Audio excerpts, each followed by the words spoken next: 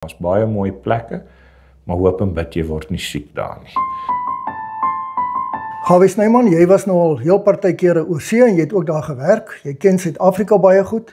Ek het net een vraag. Is dit die moeite werd om oor see te gaan werk, te immigreer, ja of nee? Die eerste deel van die vraag is, sal ek mense aanbeveel om in die buiteland te gaan werk? En die tweede een is immigrasie 'n opsie vir Afrikaners of vir ons mense. Die eerste deel wil ek sê, dit is definitief die moeite werd om in die buiteland te gaan werk. Ek het die voorreg gehad om saam met my vrou vir 10 jaar in Engeland te woon en te werk. Baie ervaring gehad.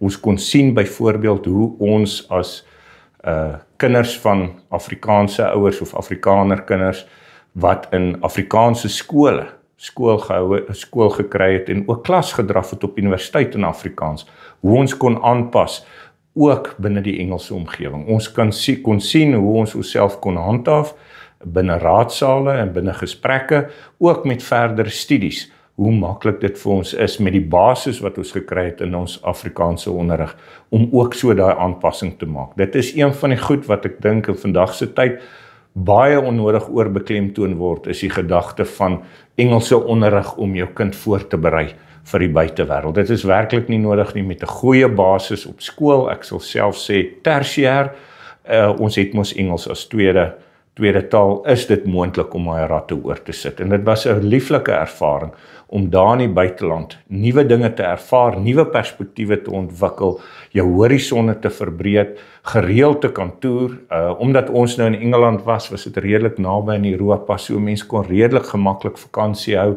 Die wêreld, hoe kan ek sê, die wêreld wat jy graag wil besoek is redelik naby, goeie kwaliteit van lewe en baie ondervinding wat 'n mens opdoen. So, ons sê altyd, iemand wat klaar studeer het, ek sal dit nie noodwendig vir iemand sê wat so pas uit die skool uitgekom het nie, maar iemand wat klaar afstudeer het, miskien 'n jaar of 2 gewerk het, sal ons altyd aanbeveel dat Afrikaners vir 'n ruk lank oor see gaan werk. Daai perspektief wat 'n mens ontwikkel, basies die aanpas van jou idioom en te verstaan wat in jou wêreldbeskouing, as jy het 'n bietjie toets met mense met 'n heeltemal 'n ander uitgangspunt, hoe dit resoneer en wat sekere dinge wat ons aanvaar as algemeen, hoe dit soms net glad nie byval vind nie. So dit is nogal iets wat ons dink, of ek spesifiek dink, baie sinvol is om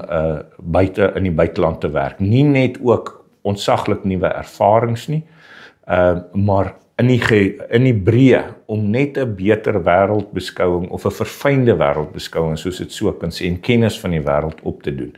Dit is, en dan natuurlik die netwerke, die vriende wat 'n mens ontmoet, die mense met wie 'n mens, selfs na 10 jaar wat ons terug is, waarmee ons nog steeds kontak het. Ons sal graag op 'n stadium weer wil besoek, aflê daar en weer van die ou kontakte wil opsoek.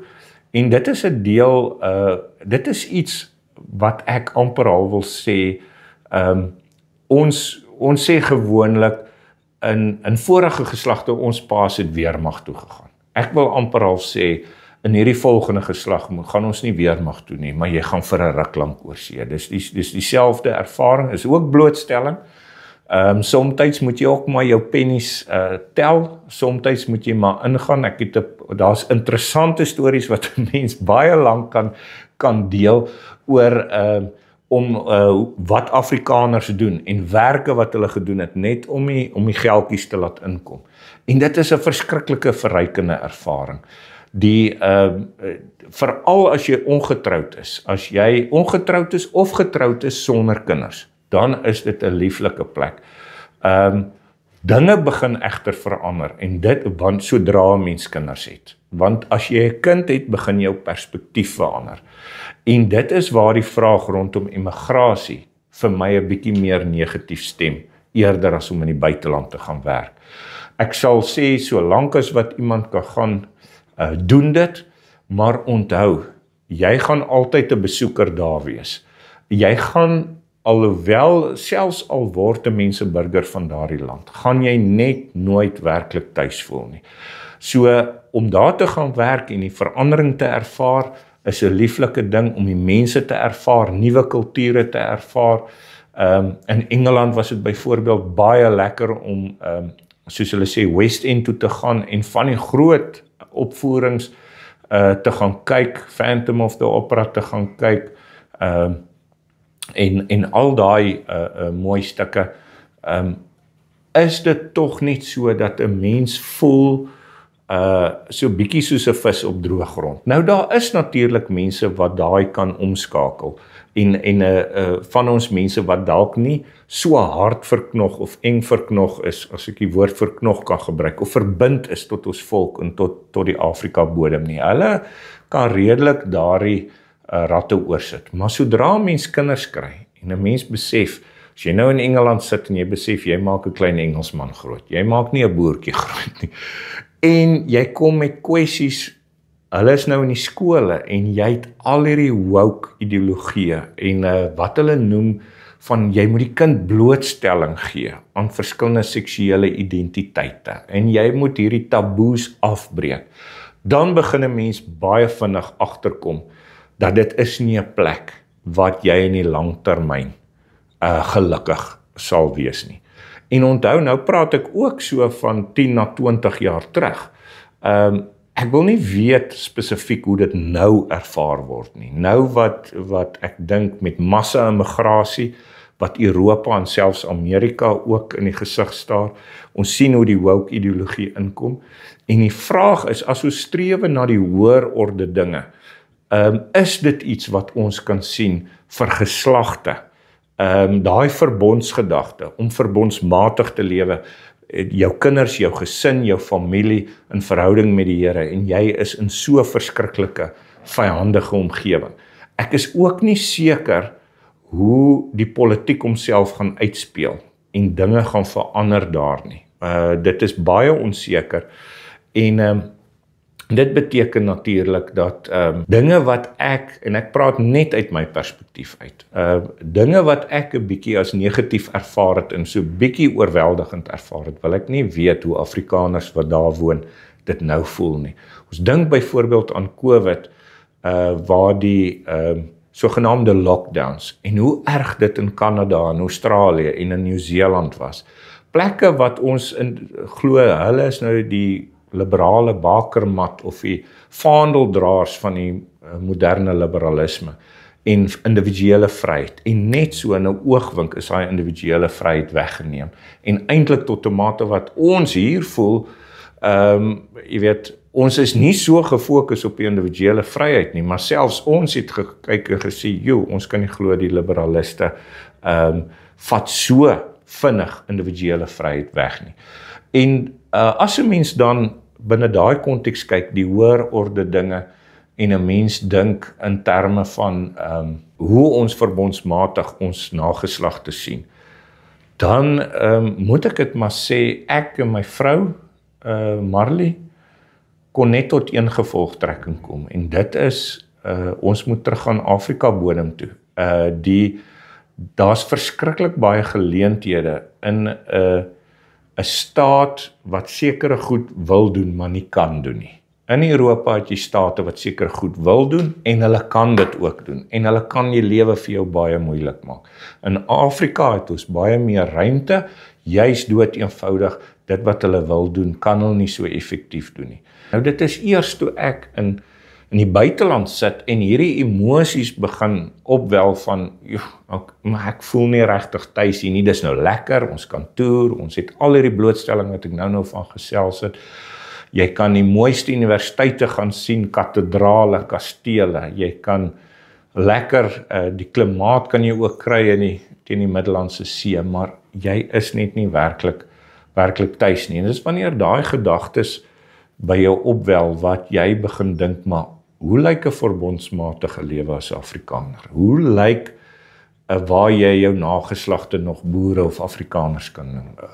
Hoe lyk daai voorwaardes? Wat moet in plek wees? En dit is wanneer 'n mens met daai vrae begin worstel, so bietjie geniet waar jy nou is, maar jy is so bietjie nostalgies oor hoe jy groot geword het, die jag, die buitelug lewe, die wonderlike natuur en jou mense natuurlik wat 'n mens baie verlang. En dan wanneer 'n mens met daai vraagstukke so bietjie worstel, dan en jy begin planmatig en uitkomsgedrewe daarna kyk. Toe was dit net vir ons voor die hand liggend. Ek wil net vinnig 'n paar goetertjies noem wat interessant is as julle nou Klopjag se liedjie Dalk 'n boerseun gaan luister. Ek onthou in ons tyd toe ons nou in Londen was dit nou nogal een van die treffers. Natuurlik ook Kaplyn en Delary van Bok van Blerk, maar Dalk 'n boerseun. Bestuur jy jou trekker met die trekker met jou Oakley sonbril. Ryk McDonald's beter as braaivleis.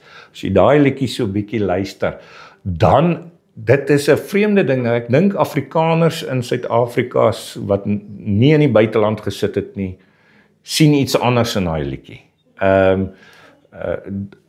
Vir ons wat daar was dit 'n verskriklike sterk idioom van wat jou terugtrek Afrika, maar wat jy vervreemd voel reg rondom jou. So jy leef in sekere herinneringe, jy leef in sekere emosies en jy probeer dit relevant maak in 'n wêreld wat jy nie heeltemal tuis voel nie. Van die ander staaltjies wat ek net wil noem is, nou wil ek weer teruggaan na die lekker deel. Mens kry te doen met die vreemdste mense. Perspektiewe. Nou baie keer perspektiewe wat ek nie vrymoedigheid het om hier te deel nie, maar wat 'n mens kan net dood eenvoudig nie glo iemand dink so nie. Jy kan nie dink iemand benader die wêreld so nie. Verskriklik interessante mense. Een ding wat ek ook gesien het, byvoorbeeld, as ek sê interessant en praat van perspektiewe wat ons werklik vreemd opval, het ek die voorreg gehad om saam met 'n Jamaican te werk.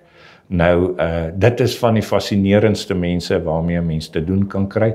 Juis veral hierdie spesifieke persoon was so buite ons verwysingsraamwerk en ek het letterlik aan sy lippe gehang oor net sy vreemde perspektiewe. Soos ek sê, ek gaan nie so heeltemal vrymoedigheid hê daaroor nie, want dit raak so bietjie gesensor vir die kinders.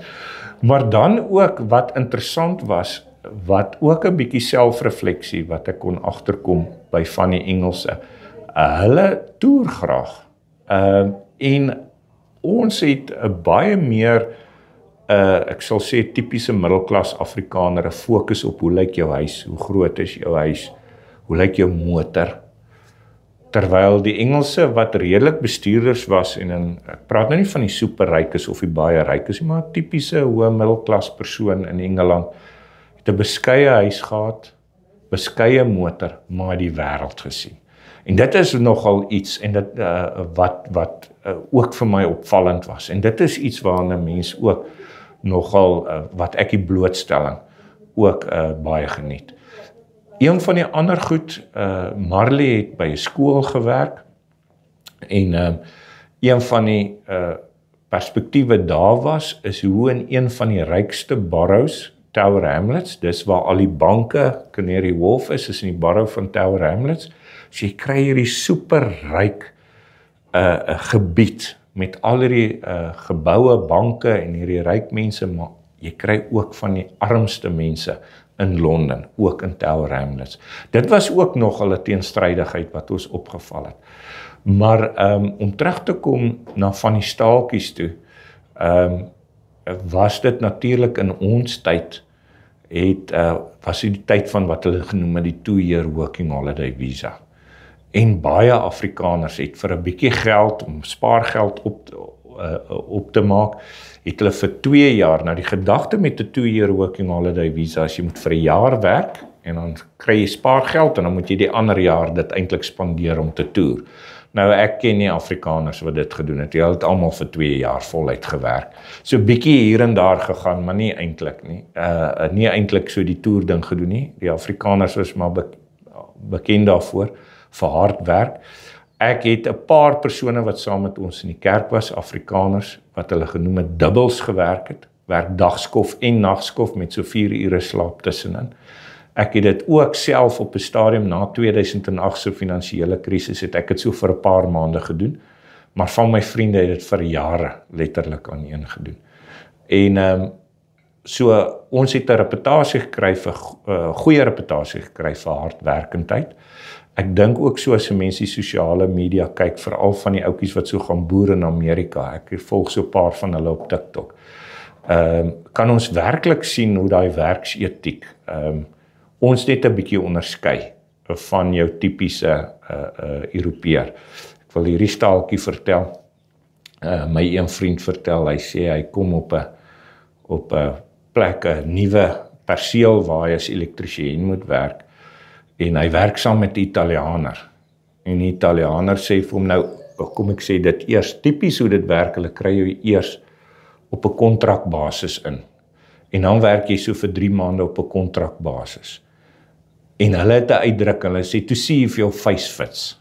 If your face fit, dan kan jy werk. Nou, eintlik is dit maar net om te kyk, dit gaan nie oor jou gesig nie, dit gaan om jou menseverhoudinge en of jy die res van die personeel daarom van jou hou, en of jy daarom nie te lui is nie, en so aan, of jy daarom bekwaam is om die werk te doen. En hierdie vriend van my het op hierdie een nuwe gebou gaan werk, en daar was 'n Italianer wat saam met hom gewerk het, en hy sê vir hom, luister, jy weet nou natuurlik hoe jy moet werk op hierdie perseel. Hy sê, nee, hoe bedoel jy, hoe moet ek werk, ek moet maar hard werk. Hy sê, nee, jy werk nou tussen Engelse, onthou dis nou die Italianer wat dit vir die boertjie sê, onthou jy werk nou tussen Engelse. So eerstens, jy moenie lui wees nie, want hulle wil nie, hulle wil nie voel, hulle moet jou gewig dra nie. So jy moenie lui wees nie, want dan gaan hulle vir jou uitwerk, dan gaan jou face nie fit nie. Sê maar onthou nou die ander kant is ook daar. Jy moet nou wraggies ook nie hard werk nie, want as jy nou hard werk, dan gaan jy hulle almal laat sleg lyk, en hulle hou ook nie daarvan nie. Toe sê die Italianer, so, the answer is, be average. So, dit nou so 'n bietjie tong in die kies, maar dit is ook van die goed wat jy werklik sien. Interessante goed, wat ek ook wil noem, en ek is nie so seker, ek kan nie praat van Europa nie, ek dink van hierdie lande, se gesondheidsorg, nasionale gesondheidsorg is dalk nie so sleg nie. Ek weet in Amerika het hulle redelik probleme en in Europa is ook maar uitdagings en so aan. Maar Brittanje het wat hulle noem die National Health Service of die NHS en kyk maar 'n bietjie die konservatiewes wil al vir jare die NHS reform. En nou ek wil sê kry dit dat jou vrou geboorte skenk onder die NHS. En ek wil vir jou vra, dit is, of ek wil sê, dit is seker een van die mees traumatiese gebeurtenisse waardeur jy jou vrou kan sit. So onthou, dit is nou gratis, né? Dit is, jy hoef nie te betaal nie, maar kom ons verduidelik gou hoe daai stelsel werk. So jy die National Health Service, en jy het, praat hulle van catchment areas, vir 'n skool of 'n, soos hulle sê, GP, 'n dokterspreekkamer. En as jy in daai catchment area is dit die skool waartoe jou kind gaan. Dis ook die dokter wat jy moet gaan sien. As jy in 'n sekere catchment area is, dan mag jy net na daai hospitaal toe gaan. So as jy in 'n area bly met 'n slegte hospitaal of 'n swakker hospitaal en jy wil oorgaan na 'n beter hospitaal toe, dan is daar baie motiverings wat saam met dit gepaard moet gaan.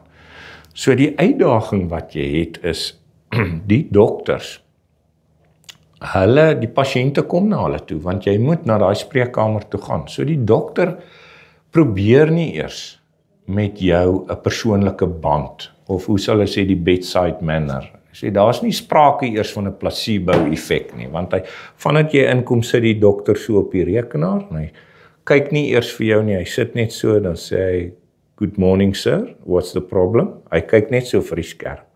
Dan gee hy jou simptome, dan tik hy, ek weet nie, Google hy of iets nie, maar hy tik so. As hy klaar getik het, dan gee hy vir jou die voorskrif en dan kan jy gaan. 5 minute, hy het nie jou bloeddruk gevat nie, hy het nie na jou hartklop geluister nie. Hy vra nie vir jou so sê gou vir my, wanneer het dit begin? Julle weet al daai klein praatjies wat jou laat voel die dokter gee om. Niks daarvan nie. Om daarbey aan te haak, om byvoorbeeld te vat, nou moet jy 'n verwysing natuurlik hospitaal toe kry. Dit was nou my die geval. Ek sal nou terugkom na Marley se my seun JP se bevalling en die trauma daarmee. Maar nou het ek kry 'n verskriklike pyn hier op my bors en ek dink op 'n stadium dis dalk 'n breek. Nou gaan ek eers dokter toe. Nou sit 'n hengse storie vir die verwysing na die hospitaal toe. Ek kom by die hospitaal, ek moet 11 uur daar wees, ek's 11 uur daar. Ek sit daar tot 2 uur. 2 uur toe sê hulle my leer het nie gekom nie. So, dan moet jy nou weet. Nou gaan jy terug, nou sit weer jy hele verwysing. Nou wag jy weer 'n paar maande om by die hospitaal uit te kom.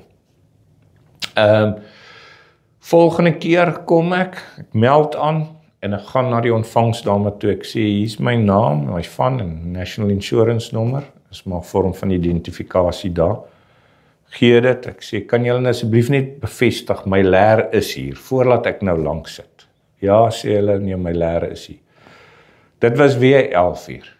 Ek wil vir julle sê, hier 1 uur se kant gaan ek in, ek word opgeneem, vul vorms in. 4 uur toe ek nog nie die dokter gesien nie. Dit is net vir wat is dit hierdie gastroskopie wat hulle moes doen. En so dis 'n klein prosedure, ek weet jy, vat jou seker om John 15 minute, ek weet nie hoe lank vat dit, maar seker nou nie 'n uur nie. Maar van 11 uur tot 4 uur, so toe trek ek nou maar die dingetjie van my arm af en ek gee die leer terug en ek sê vir hulle, ek gaan nou en net 'n bietjie vir julle 'n idee gee, ek is terug in Suid-Afrika, ek werk, die pyn kom weer verskriklik erg terug. Ek gaan sien 'n dokter, ons was toe in Pretoria gebly, gaan sien 'n dokter by Little Company of Mary, Dr. Biagio, dink ek was sy naam, sy van. Hy gaan, al die goed wat ons sê, mooi gesprek en so aan, en hy sê, hoorie, dis reg, neem net gou ekstrale. Hy wonder, is dit die galstene of iets nie. Hierso is 'n verwysing, kan ek net gou hier met die gang opstap, daarbo gaan ek die persone kry wat die ekstrale neem, laat hulle net ekstrale neem. Goed, ek sit daar, gee die verwysing, alles, en halfuur later sit ek met die ekstrale, gaan terug, gaan na die dokter toe. Dokter kyk daarna, hy sê, Gawie, hierdie is nie galstene, hierdie is galgrys. So, ons gaan maar jou galblaas moet verwyder. Maar hier's 'n chirurg, 3 deure af. Weer verwysing met die ekstrale, hy sê, stap gou daar, dis dokter so en so. En dan stap jy in met dit, en dan vra jy of jy 'n afspraak kan kry, so aan. Ek stap daar in, gee dit vir die chirurg, gee dit vir die dame chirurg, kyk, skeduleer galblaasverwydering 'n week en 'n half van daai dag af. So ek het letterlik dokter toe gegaan met die pyn, en ek het dieselfde dag 'n verwysing gekry vir 'n operasie, 'n week en 'n half later. Nou ek moet sê, ek is geseënd en bevoorreg om medies te hê, maar dit het vir my 4 maande gevat tussen my dokter, net om by die hospitaal uit te kom. Hulle kon toe nog nie as 'n gastroskopie doen nie. En dit is net die verskil tussen diens. Nou, ek weet as ons praat van staatsmedies of staatshospitale hier, is dit grillerige stories, maar ek wil net noem vir typiese middelklas Afrikaners wat na daai lande toe gaan en jy dink, ja, maar die medies is gratis. Dit is nie so eenvoudig nie. Daar is baie uitdagings daarmee. Toe met JP se bevalling, het ons die Sondagoggend, seker 5:30, het Marley agtergekom, haar water het gebreek, maar dit was nie 'n gush van 'n, ek weet nie wat se mooi Afrikaans, van 'n tipiese waterbreek nie, hulle praat van 'n trickle. En ons is toe dadelik hospitaal toe, en hulle het haar teruggestuur. Dis nou die hospitaal wat ons 'n verwysing gekry het om by 'n beter hospitaal uit te kom. Hulle het ons toe ons het toe soontoe gegaan. Hulle het gesê nee, hulle is nie seker of dit 'n waterbreek was, sy moet maar teruggaan en kyk en hoe dit gaan en weer terugkom. So noodloos om te sê, daai aand, seker 8:00 se kant was ons weer terug. Toe sit nou so en toe gaan sy in kraam in. En hulle wil nie 'n epiduraal gee nie. Hulle wil nie 'n noodkeiser gee op daai stadium nie. So sy moet nou uitsit. So dit was die Sondag aand, as ek nou reg het. Marley kan altyd hierdie tye beter onthou as ek. Dit was die Sondag aand. So sy gaan in kraam in. Kom ons sê op die laaste 8:00. JP is gebore die Maandag aand omtrent 8:00. Daai hele tyd. Sy in kraam met die ergste pyn. Hulle wil nie 'n noodkeiser. Hulle gee keisers, hulle het 'n uitdrukking too posh to push. So vir hulle is dit 'n storie, as jy nou 'n keiser wil hê, dan sit nie die hoi polloi dink hulle is te posh om te push. So hulle wil nie keisers gee nie. So Marley sal nou die storie met baie meer besonderhede kan verduidelik, maar die kort en die lank is, toe JP op die ou end gebore is, heel normaal, en die baba kom uit, toe, het gaan nou 'n bietjie grafies wees, so verskoon dit, toe het sy boude, toe hang die stringetjie poef, en toe dadelik, weet 'n mens nou sy infeksie, nee, dit was nou binne in die ma, sy begin 'n koors kry, hy begin 'n koors kry, en toe is dit, JP is werklik, letterlik, vinnig in sy ma se arms gesit, vinnig uitgehaal, so na die pediatrie afdeling, eintlik die intensiewe sorg vir die kindertjies, en toe sal begin met 'n lumbar punch, dis nou waar hulle, ek dink rugmurg trek uit die wervels uit. So dit is hoe ons oudste in die wêreld gekom het, met 'n mediese stelsel, wat net nie 'n keisers wil doen nie, of selfs 'n noodkeiser, en op die ou end toe hy sê hy sal nou gaan met die epiduraal en al die klas van goed, toe sit eintlik so laat toe word JP sommer net gebore, en dit is, as Marley dit nou vertel, het sy julle almal in trane gehad, noodloos om te sê, nou wil ek die storie ook vertel, nou is JP daar, by intensief, dit is nou ten koste van myself, nou het Marley kospakkies vir my in, en ek is elke dag daar, maar ons, daar's neute, en ek eet neute, hoorie, maar hierdie donderdag, toe kom ek agter, ek begin ook siekerig raak, en ek weet nie wat het ek nie, en so aan, dit is nou nog voor die, dalk is dit nog die neute wat die galblaasprobleme gegee het, ek weet nie, maar so sit ek daar by die hospitaal, en die volgende oomblik raak ek siek, en ek moet huis toe gaan, en ek is so siek, ek is so naar. En so gebeur het toe, dat ek siek word van die neute, terwyl my vrou deur een van haar swaarste tye gaan, ek is so swak, ek is so siek, ek kan nou nie eers gaan haal by die hospitaal nie, die buurvrou moet daar toe gaan haal. So, ja, dit was vir ons 'n baie slegte ervaring. So, een ding om te sê, besoek Engeland graag, daar's baie mooi plekke, maar hoop en bid jy word nie siek daar nie. Moontlike lande vir immigrasie of vir werk aanbetref, wil ek net noem, dis 'n hartseer ding om te sê, maar Afrikaners het redelik, ons kultuur het al redelik geskuif na Engels toe. So tipiese Engelse lande, of het nou Amerika, Australië, Nieu-Seeland, Kanada, Brittanje of so is dit vir Afrikaners redelik maklik om hulle voete te vind, want jy hoef nie 'n addisionele taal by te leer nie, ons almal het maar Engels geleer, maar as ek nou moet praat van lande in Europa wat ek weet redelik Afrikaners het, is ek bewus van 'n paar Afrikaners wat in Switserland is. Ek kan nie veel uitwy op hoe maklik of hoe moeilik dit is nie. Ek kan maar net sê waar ek weet mense redelik of Afrikaners heen gaan. Natuurlik Nederland, om Nederlands of aan te leer, van Afrikaans af is nie so moeilik nie. Mense oorbrug dit ook redelik maklik. Dan natuurlik Duitsland. Ek het ook self familie in Duitsland. Ek het familie in Australië, ek het familie in Amerika. Ek het familie in Duitsland ook. In Duitsland moet ek sê is van al die Europese lande, alhoewel die Duitsers daar baie goed gesê word oor die klisjées, Duitsers het nie sin vir humor of wat ook al nie, het ek nogal die Duitsers baie aanneemlik ervaar. Ek geniet hulle kos, en dit is nogal 'n deel van die wêreld wat 'n mens, ek weet nie, daar's iets van, voel of jou voorgeslagte van daar afkom. Meer so wat ek ervaar as Engeland, en selfs meer so as Nederland. Duitsland het ek persoonlik baie goed ervaar, en dan soos ek sê, maar meeste van daai lande, om daarheen te gaan, is dit maar 'n werkspermit kry, so gewoonlik wat dit het.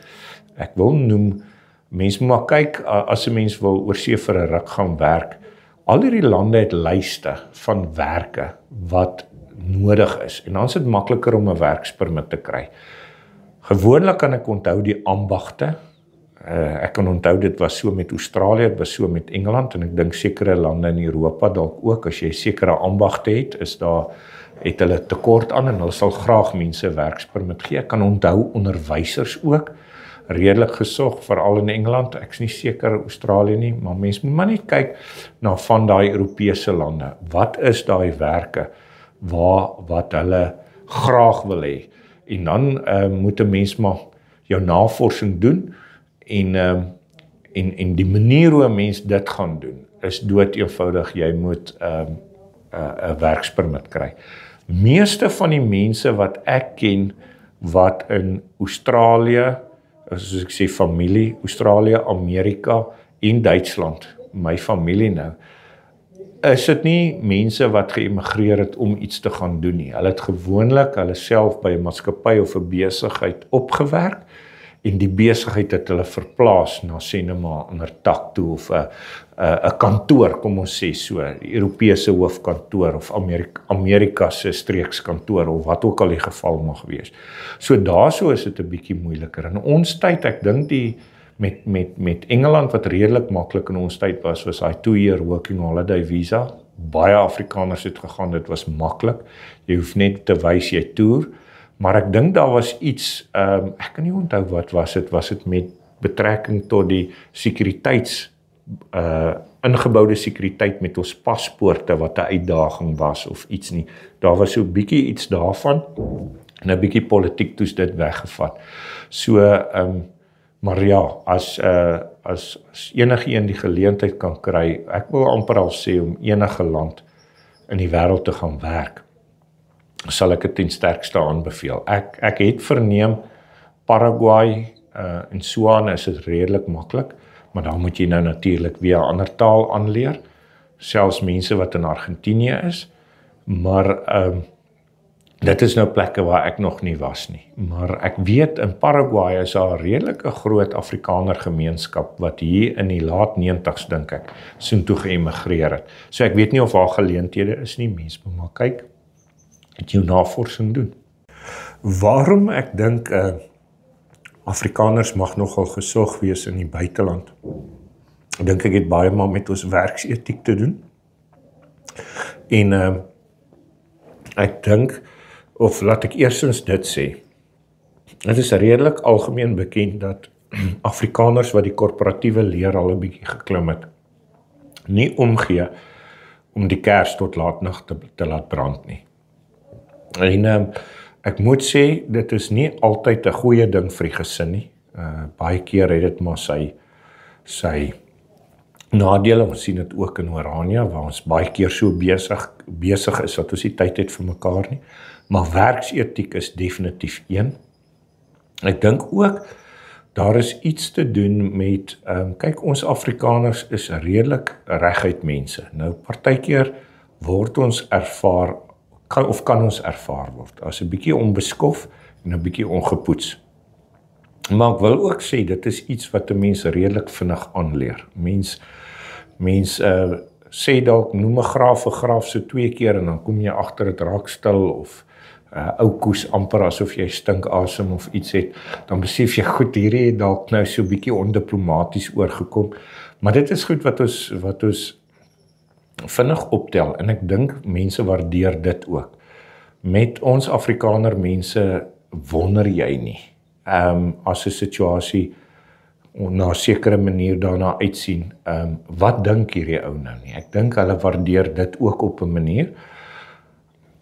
Ek weet van die Amerikaners sê, nou die Amerikaners kan ook baie direk wees. Nou ek weet, ek het een keer met 'n Amerikaanse pastoor gepraat wat gesê het, ja, julle Afrikaners is ook partykeer so ordentlik. Toe dink ek, goed, dis die eerste keer dat ek dit hoor, maar ek sal daai een vat. So, ek dink die manier wat ons graag eerlik wil wees, om die feite op die tafel te sit, ek dink hulle waardeer dit, ons werksetiek.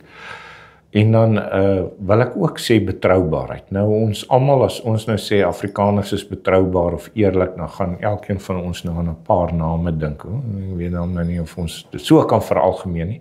Maar ek dink as 'n mens veralgemeen, of kan veralgemeen, is dit ook, dit het betroubaarheid en om op iemand te kan reken. En binne die omgewing waar ek gewerk het, was dit redelik, hoe kan ek sê, dit is nooit pertinent genoem nie. Maar as daar 'n joppie is om te doen, of iets is om te doen, het 'n mens agtergekom as daar 'n terugvoer moet kom. Almal is rustig as dit vir 'n Afrikaner gegee is om te doen. En nou wil ek amper al 'n bietjie veralgemeen sê, selfs 'n Suid-Afrikaner, selfs 'n Engelse Suid-Afrikaner. Ons daag op. Iets wat ek gesien het is, die Engelse, ek praat nou maar baie oor die Engelse so. To my English friends, sorry. Maar die Britse Engelse, ja, hulle bel maklik in vir 'n siekie, nee. So jy het jou siekverlof. En hulle siekverlof is amper soos geskeduleerde verlof wat hulle probeer om opgebruik. En dis iets wat ons glad nie ken nie. Jy sal nog 'n bietjie siek wees en dan gaan jy voel, nee, jy kan nog werk. Hulle call in siekies. So, en ek dink daai hele algemene indruk wat dit skep vir 'n lynbestuurder om nie bekommerd te wees. Hy's werksetiek, hy's betroubaar. As daar iets is wat krap, gaan hierdie ou vir jou sê. Hy gaan dit vroegtydig onder jou aandag bring. Dit gaan nie stil wees en op 'n stadium, jy weet, barsiebom of wat ook al nie. Nou weer eens, hierdie is breë veralgemenings. En dan wil ek die laaste ding sê, en dit sluit aan by die betroubaarheid en die eerlikheid. Maak nie saak hoe die wêreld vir Jesus Christus haat nie. En ons moet dit nooit te gering skat nie. En dit mag dalk ook baie keer so wees dat dit so 'n bietjie vuur op ons trek as belydende Christene. Maar wanneer jy in die werksplek betroubaar is, eerlik is, werksetiek het, en dan soek hulle die Christene. So onthou dit maar. Die ding wat baie keer moet 'n mens 'n baie dik vel kry, want as jy gaan gesneller word elke keer wat die Here se naam uitelik gebruik word, of wat iets baie blaatant verkeerd gesê word, of net wat vir jou skry ten hemele, is die ding wat ek maar moes aanleer, en dit is baie moeilik, is Jesus Christus het al daardie bespotting en so deurgegaan, op pad na die kruis toe, en ons as Christene gaan dit ook deurgaan, en ons moenie laat dit ons sneller nie. Ons kan dit op mooi maniere en so aan bylê, maar onthou die oomblik as ons gesneller word deur dit, dan sit eintlik maar die trots in onsself wat na vore kom. Is maklik om te sê, jy weet, ons tree op vir ons Here of namens, jy weet, ons doen dit omdat ons die Here se eer wil beskerm, en dit is ook goed so, maar jy gaan dit op 'n bepaalde manier beskerm, as jy weet waardeur hy gegaan het, is ook ons roeping om deur te gaan. So, as 'n mens dit kan aanleer en nie van dit 'n konstante konflik maak nie. Maar jy kan jou getuienis lewer, soos en wanneer die tyd reg is, op jou manier, en op 'n waardige manier. Dan is dit eintlik, hoe kan ek sê, kan 'n werksplek oor die algemeen 'n baie lekker plek wees, gegeewe die feit dat hulle weet hulle kan op jou vertrou. Ons het ook die voorreg gehad, my broer woon en werk, hy en sy gesin is al vir 'n hele geruime tyd in Amerika, hy is ook 'n Amerikaanse burger. Dit was interessant om nou ook sy perspektief te hoor. Hy het vir lank by Komatsu gewerk, en Komatsu maak die steenkoolmasjinerie waarmee hulle steenkool verwyder. En hoe, of net voor Trump se eerste termyn, en die onsekerheid rondom minerale en die steenkoolbedryf wat redelik 'n bietjie bekommerd was, en hoe die hele steenkoolbedryf selfs met Trump se eerste termyn baie positief was oor Trump. Ek dink ons hierdie kant sien die media, en ons het gedink, maar daar was breë anti-Trump uitsprake. Ons het so bietjie besef, wag, hier's 'n bietjie iets anders aan die gang. Hy's nie so onpopulêr nie, maar wat ek toe nou inligting van familie gekry het, is eintlik dat baie van die bedrywe, en ons kan dit nou sien veral met sy tweede termyn, het 'n Trump presidentsie eintlik verwelkom, veral vir steenkool en veral vir gas en dies meer, en wat hy vir Amerikaanse besighede sou doen. Die interessante ding ook met COVID, met die lockdowns, het my familie gebly in Georgia, wat hulle noem daar in die dele van die Deep South, wat hulle sê met die rednecks. En daar was dele wat ten spyte van Amerikaanse regulasies, wat glad net nie afgedwing is nie. Maskers in sekere van daai diepsyde dorpe en counties, as 'n mens dit kan sê, was daar baie wye vryheid gewees. En daai rednecks het net gesê, Jesus will look after me. Jy weet, hulle gaan nie 'n masker dra nie. En dit was ook nogal interessant om te hoor, want ons het hier alles op die nuus gesien, en Fauci en al die kliks van goed, maar selfs dele van Amerika kon daai regulasies net nie posvat nie. Kontrasteer dit nou 'n bietjie met Australië en Nieu-Seeland, waar dinge so baie erg is. Dan sien 'n mens, veral nou met 'n tyd met iets soos vlugtelingstatus, en mense het baie vrae daaroor, so ek kan nou nie so baie spesifiek oor Amerika spesifiek sê nie, maar ek dink, in Amerika kan jy opeindig in 'n staat wat jy 'n redelike vryhede gaan geniet. Onthou, jy gaan nog steeds nie Afrikaner in murg en been kan wees nie. Jy gaan nie verbondsmatige perspektief kan ontwikkel nie. Hulle gaan van jou verwag om te assimileer. Dit is die hele idee van die Trump-benadering. Hulle soek mense wat nader aan die Amerikaanse kultuur is, om makliker te assimileer. So onthou dit gaan baie moeilik wees om Afrikaner te bly. Maar jy kan in 'n staat opeindig wat vir jou baie ruimte gee, veral en spesifiek op individuele vryhede. Die Amerikaners wat ek mee te doen gekry het, is hartlike mense, vriendelike mense, opregte mense. Dit is die waarmee ek te doen gekry het, en eintlik tot 'n groot mate boere mense. Die kultuur, buitelug, die lewe om aktief te wees, of om te jag, te skiet. Ons weet natuurlik hulle wapens.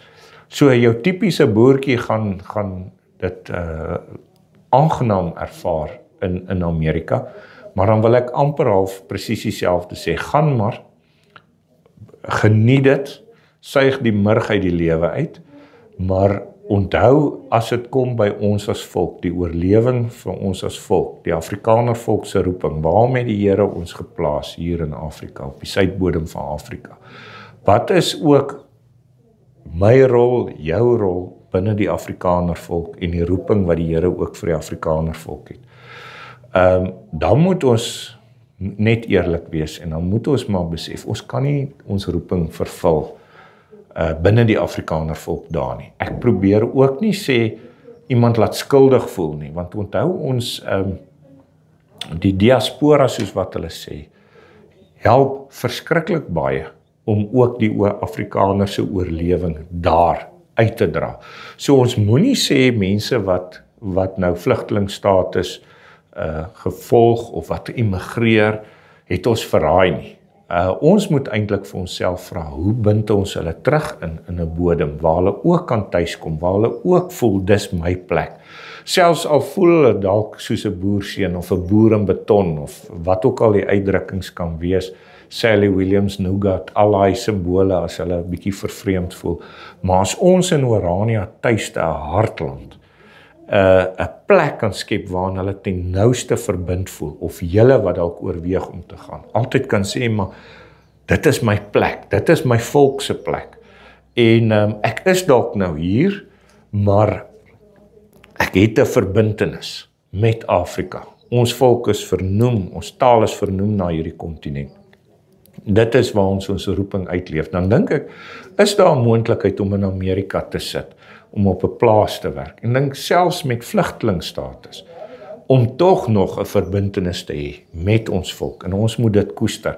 Ons moet baie versigtig wees om keuses wat 'n hoof van 'n huis moet uitoefen vir die beste van sy gesin, vir sy kinders, om daardie direkte voordele en nadele vanuit 'n leunstoelperspektief te beoordeel en te kritiseer.